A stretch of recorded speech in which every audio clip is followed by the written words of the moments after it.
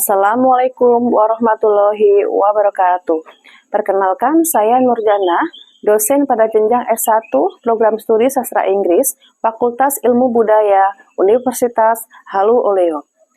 Pada kesempatan ini, saya akan menyajikan video unjuk kinerja Tridharma Perguruan Tinggi bidang pengajaran sebagai salah satu syarat Serdos gelombang 1 tahun 2026. Video ini akan menampilkan proses delivery, interactions, dan assessment selama proses pembelajaran di kelas. Rekan sejawat sekalian, pada program studi ini, saya mengampu mata kuliah linguistik sesuai dengan latar belakang pendidikan saya. Saya akan memaparkan salah satu mata kuliah yang saya ampu, yakni mata kuliah Pragmatics. Mata kuliah ini merupakan mata kuliah wajib dengan bobot 3 SKS yang diberikan pada mahasiswa semester 5 dan dilaksanakan sebanyak 16 kali pertemuan yang dibagi menjadi 14 kali pertemuan materi perkuliahan, 1 kali ujian tengah semester, dan 1 kali ujian akhir semester. Mata kuliah Pragmatics merupakan mata kuliah bidang linguistik yang bertujuan untuk membekali mahasiswa dengan pengetahuan dan keterampilan dalam memahami penggunaan bahasa berdasarkan konteks, sehingga mahasiswa mampu menerapkan teori pragmatik untuk menganalisis berbagai fenomena kebahasaan dalam kehidupan sehari-hari maupun dalam pembelajaran bahasa dan sastra. Mahasiswa tidak hanya mempelajari makna tuturan secara eksplisit, tetapi juga mampu menganalisis hubungan antara bahasa, penutur, lawan tutur, situasi, dan tujuan komunikasi. Adapun capaian pembelajaran lulusan atau CPL Prodi yang dibebankan pada mata kuliah ini meliputi menunjukkan sikap bertanggung jawab atas pekerjaan di bidang keahliannya secara mandiri, mampu menerapkan pemikiran logis, kritis, sistematis, dan inovatif dalam konteks pengembangan atau implementasi ilmu pengetahuan dan teknologi yang memperhatikan dan menerapkan nilai humaniora yang sesuai dengan bidang pembelajaran bahasa dan sastra, mampu mengaplikasikan konsep dan teori dasar linguistik untuk menjawab permasalahan fenomena kebahasaan, serta menguasai strategi dan teknik dalam memahami informasi tertulis maupun lisan dalam berbagai konteks. Capaian pembelajaran mata kuliah atau CPMK pada mata kuliah ini terdiri dari beberapa CPMK yang meliputi CPMK pertama, mahasiswa mampu menjelaskan hakikat, fungsi, dan kedudukan gejala kebahasaan. CPMK selanjutnya yaitu mahasiswa mampu menjelaskan konsep dasar pragmatik. CPMK ketiga, mahasiswa mampu menjelaskan konteks kaitannya dengan gejala kebahasaan. Selanjutnya, mahasiswa mampu merumuskan teori-teori pragmatik ke dalam fenomena kebahasaan. CPMK kelima dan keenam, yaitu mahasiswa mampu mengolah dan mengaplikasikan konsep dan teori dasar linguistik, serta mampu menganalisis gejala-gejala kebahasaan dalam kehidupan sosial. Dalam proses pembelajaran, saya mengacu pada rencana pembelajaran semester yang telah disusun berdasarkan capaian pembelajaran lulusan program studi. Pembelajaran saya laksanakan dengan menerapkan pendekatan student-centered learning melalui studi kasus. Pada awal perkuliahan, mahasiswa diajak mengidentifikasi konsep-konsep dasar pragmatik melalui diskusi dan penelusuran berbagai referensi ilmiah. Selanjutnya, mahasiswa bekerja secara kelompok untuk menganalisis kasus-kasus kebahasaan yang diambil dari percakapan sehari-hari, media sosial, film, berita, maupun fenomena komunikasi lainnya. Melalui kegiatan tersebut, mahasiswa belajar menghubungkan teori pragmatik dengan penggunaan bahasa yang otentik. Evaluasi pembelajaran dilakukan secara berkelanjutan, meliputi partisipasi dalam diskusi, kuis, presentasi, kelompok, penugasan proyek, evaluasi tengah semester, dan evaluasi akhir semester. Bapak, Ibu, rekan-rekan sekalian, demikian pemaparan mengenai mata kuliah pragmatik yang saya ampu. Dan pada kesempatan ini, saya akan mempraktikkan proses perkuliahan pada pertemuan ke-10 dengan pembahasan mengenai Speech Act. Terima kasih atas perhatian Bapak Ibu. Wassalamualaikum warahmatullahi wabarakatuh. Assalamualaikum warahmatullahi wabarakatuh. Waalaikumsalam warahmatullahi wabarakatuh. Apa kabar semuanya? Baik. Di siang hari ini ya, kita masuk ke pertemuan 10 ya. Akan tetapi sebelum kita mulai supaya lebih semangat, ikuti saya ya. Jadi ketika saya bilang hai, kalian jawab halo gitu ya. Bukan hai ya, halo gitu. Tapi kalau saya bilang halo, kalian jawab hai, oke? Bisa dipahami ya, supaya lebih semangat ya. Udah siang-siang ini supaya semangat siang. Oke, hai. Halo. Halo. Hai, halo. Halo, hai. Oke, tepuk tangan untuk kita semua. Oke, luar biasa ya. Ya, hari ini kita akan melanjutkan materi tentang pragmatik. But first, before we start the class, let me remind you about the material in last week. Oke, ada yang masih ingat nggak? Ada yang sudah lupa mungkin? Ada yang sudah lupa? Nggak ada yang jawab, berarti sudah ingat semua ya? Masih ingat semua ya? Baik, apa materinya minggu lalu? Oke, maksim ya. Penggunaan maksim ya. Itu masuk dalam kategori cooperative principle ya, penggunaan maksim. Itu ada membahas tentang implicature ya, ada kepatuhan maksim dan pelanggaran maksim. Oke, jadi hari ini kita akan lanjutkan materi kita ya pada pertemuan ke-10 tentang Speech Act and Speech Events.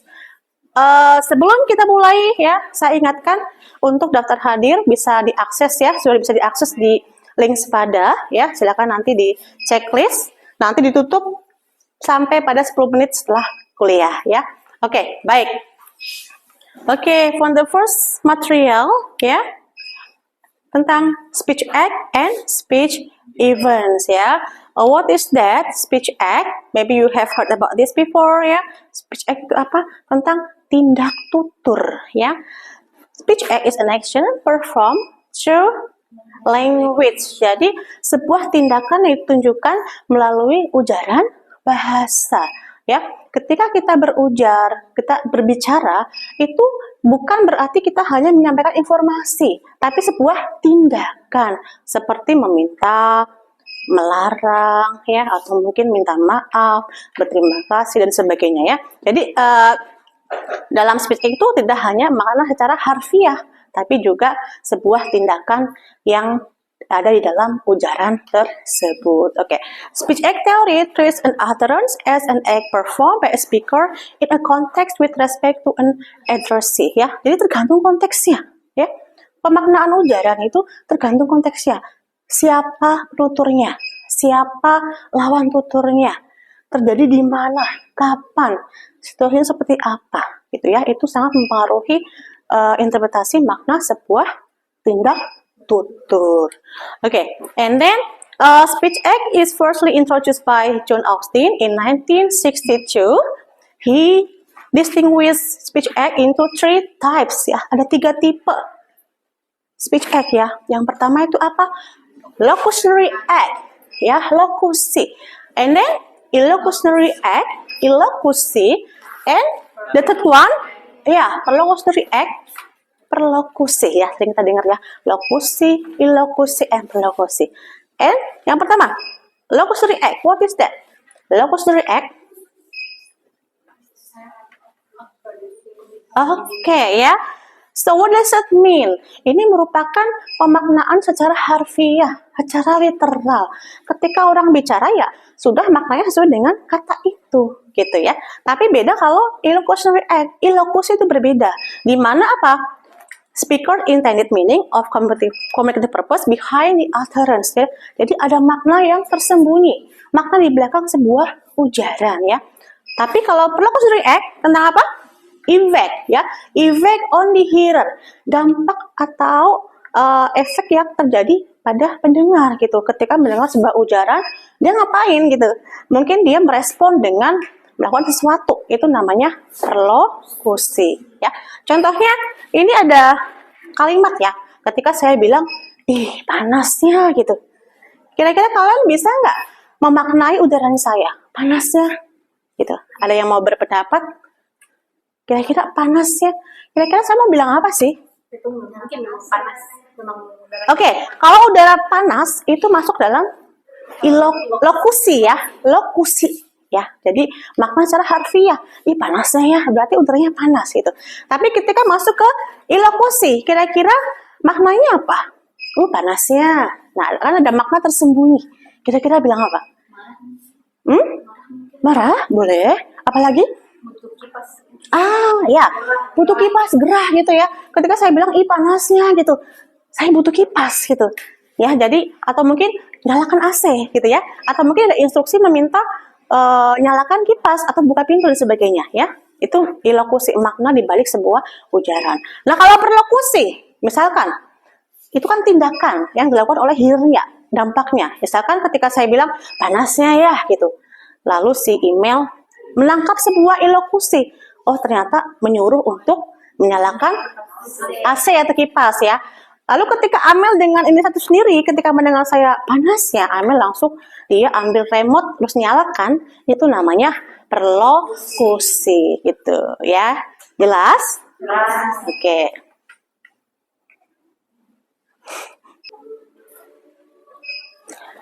Baik, di sini ada sebuah percakapan antara Selvi dan Andi ya, di mana si Selvi bilang tas ini berat sekali gitu ya. Lalu si Andi merespon, menjawab, sini aku bawakan gitu ya. Nah, kira-kira dalam percakapan ini antara Selvi dan Andi, bisa nggak kalian menarik sebuah makna? Apa, ada fenomena apa di sini? Siapa yang mau berpendapat? Oke. Baik, Hikmah, silakan dijawab. Di dalam percakapan tersebut terdapat ilokusi dan perlokusi, di mana ilokusinya itu Selvi dia berbicara tentang tas ini berat sekali, jadi dia kayak ingin dibawakan tasnya, jadi itu adalah ilokusinya. Untuk perlokusinya itu Andi yang membawakan tasnya. Oke, betul sekali ya. Jadi dalam percakapan ini Selvi bicara tas ini berat sekali gitu ya. Nah, itu bukan sebuah kalau dalam lokusi ya, ini maknanya memang ya ini tasnya berat gitu ya, itu lokusinya. Tapi ilokusinya adalah Selvi menyuruh Andi untuk membawakan tasnya ya. Lalu ada juga perlokusinya ketika Andi bilang sini aku bawakan gitu, dia bawakan tasnya, lah itu namanya perlokusi. Oke, begitu. Oke, Pak?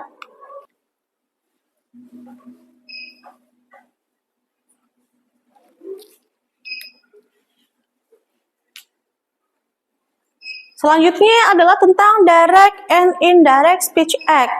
Tindak tutur langsung dan tidak langsung. Itu apa? Yang the concept in pragmatics that describe the relationship between the grammatical form of an utterance and its communicative function. Ya, jadi ada hubungan antara bentuk struktur kalimat dengan fungsinya, gitu ya. Tapi sebelum itu kalian harus paham dulu struktur dari kalimat ya. Yang pertama itu ada deklaratif ya. Deklaratif. Yang kedua ada imperatif. Yang ketiga ada interrogative sentence ya. Jadi ada 3 bentuk struktur dasar ya kalimat Yang pertama deklaratif, yang fungsinya untuk give information, memberikan informasi atau pernyataan ya. Lalu imperatif untuk apa? Untuk menyuruh gitu ya. Interrogatif untuk apa? Bertanya gitu. Fungsinya apa? Interrogatif bertanya gitu ya. Imperatif menyuruh, deklaratif pernyataan, menyatakan sesuatu, memberikan informasi. Tapi ketika fungsinya sudah berbeda dengan strukturnya, maka itu namanya indirect speech act. Tapi kalau sesuai dengan fungsinya, direct speech act atau langsung dan tidak langsung. Oke, contohnya ini kan deklaratif. Harusnya apa? Untuk memberikan informasi, menyatakan pernyataan gitu ya. Tapi ketika fungsinya untuk menyuruh, itu berarti kata apa? Indirect speech act atau tindak tutur tidak langsung. Contohnya begini ya. Tadi kan saya bilang, panasnya gitu ya. Panasnya cuaca ini gitu ya. Panasnya cuaca ini gitu ya. Jadi ketika strukturnya ini adalah deklaratif, tapi untuk apa? Menyuruh, misalkan ketika saya bilang, panasnya cuaca ini gitu. Lalu misalkan ada orang yang bisa menangkap maksud saya, konteksnya adalah ini kita lagi jalan-jalan gitu ya, kepanasan gitu, terus ada penjual es gitu ya. Ketika saya bilang, panasnya cuaca ini, kira-kira maknanya apa? Ya, untuk menyuruh ya, untuk apa? Mungkin teman saya suruh untuk belikan es gitu ya, gitu. Jadi bukan lagi untuk memberikan informasi tentang cuaca yang panas, tapi untuk menyuruh temannya beli es gitu, karena kepanasan gitu, supaya segar gitu ya.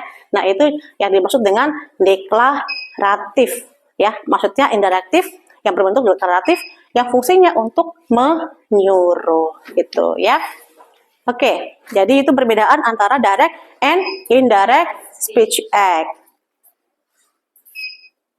Ya. Baik, ini contoh dari direct and indirect speech act ya. Yang pertama ada kalimat pass the salt. Ambilkan garam gitu ya. Yang kedua, I need the salt. Saya butuh garam. Kalau yang ketiga, could you pass the salt? Ya, bisa nggak kamu ambilkan garam gitu ya. Nah, jadi yang pertama ini kan bentuknya apa? Karena untuk ya imperatif ya kalau strukturnya ya. Kalau yang kedua, oke. Yang kedua deklaratif. Yang ketiga interrogatif, betul ya. Secara struktur sudah sesuai ya, ada imperatif, deklaratif, dan juga interrogatif. Tapi kalau fungsinya sudah nggak sesuai dengan strukturnya, kayak ini, pass the salt kan untuk menyuruh ya. Oke, ini sesuai ya. Oh, ini direct speech act. Tapi ketika yang kedua, I need the salt, saya butuh garam. Gitu. Tapi kalau fungsinya untuk menyuruh mengambilkan, berarti itu indirect speech act. Ya, oke. Sama seperti nomor 3, could you pass the salt ya? Bisa nggak kamu ambilkan garam? Gitu ya. Ini kan untuk bertanya ya. Yes or no kan? Iya apa enggak gitu. Tapi ini bukan untuk bertanya. Jadi bukan sekedar jawaban yes or no, iya apa tidak. Tapi adalah untuk menyuruh. Ambilkan garam dong gitu ya. Nah, ini juga masuk dalam kategori indirect speech act. Oke. Di sini ada percakapan ya, orang lagi makan-makan ya, dari 3 orang, tapi ini yang cewek dia tanya ke yang laki-laki ini, you like lobster, kamu suka lobster, lalu dijawab saya kenyang gitu. Kira-kira ada fenomena kebahasaan apa di sini? Ada yang mau berpendapat? Silakan. Oke, silakan ya, Vera. Ya. Jadi kan di situ dia bilang do you like lobster. Nah, itu kan dia jatuhnya kayak bertanya, interrogatif. Tetapi di sini kan konteksnya dia itu sedang menanyakan apa? Kayak memberikan begitu. Do you like lobster? Jadi dia itu menawarkan gitu. Oke. Okay. Terus itu kan, jadi itu bisa dibilang sebagai fenomena indirect speech act. Oke. Tidak langsung, beda fungsinya. Nah, sedangkan jawaban I'm full itu sendiri kan dia secara tidak langsung, dia itu menolak tawaran dari perempuan tadi. Karena dia sudah kenyang. Di sini bisa kita lihat ada fenomena dari ilomusi, karena dia itu secara tidak langsung menolak tawaran dari perempuan tadi. Oke, betul sekali ya. Ada fenomena indirect speech act ya, di mana dia bertanya tapi untuk menawarkan gitu ya. Jadi beda fungsinya gitu, untuk bukan bertanya lagi. I'm full, saya kenyang, itu juga ada elokusi bahwa dia nggak mau gitu ya, dia menolak. Tapi dengan secara halus ya, saya kenyang, bukan nggak mau gitu, bukan ya. Tapi dengan deklaratif sentence ya, atau juga dengan makna elokusi ini ya. Oke. Selanjutnya ada cuplikan film ya, percakapan dalam film ya. Di sini nanti kalian coba analisis dengan kelompok kalian ya. Ada fenomena tindak tutur apa yang ada pada percakapan film ini ya. Silakan nanti ditonton. Link juga sudah saya kirimkan di akun Sepada ya. Nanti silakan diskusikan dengan kelompok kalian ya. Oke, kita lihat dulu.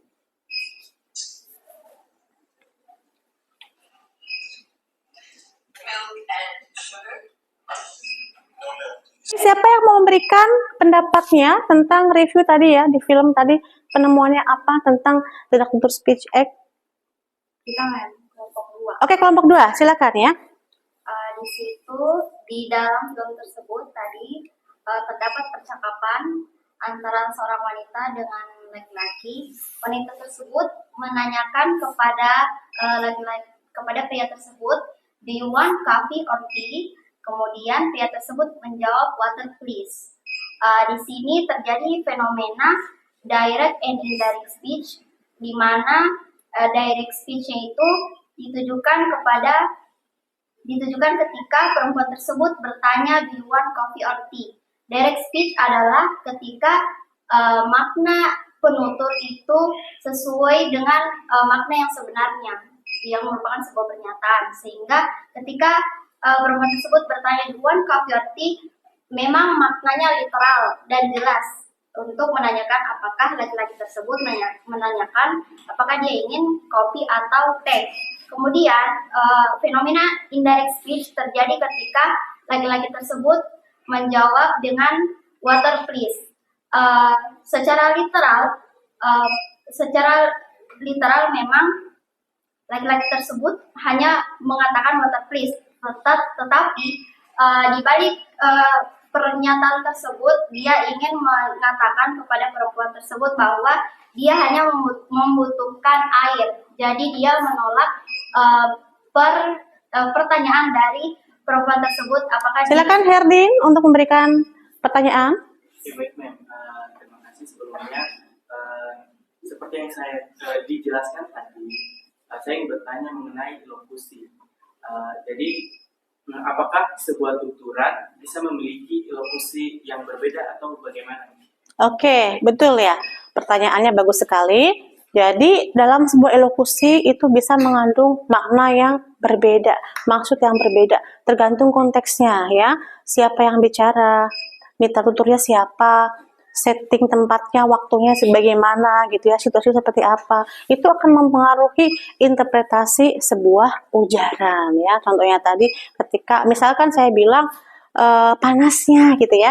Ketika di ruangan mungkin nanti maknanya adalah saya ingin seseorang menyalakan AC. Tapi ketika lagi jalan-jalan di lapangan ya olahraga gitu ya, saya bilang ih panasnya. Mungkin bukan lagi nyalain AC, tapi apa?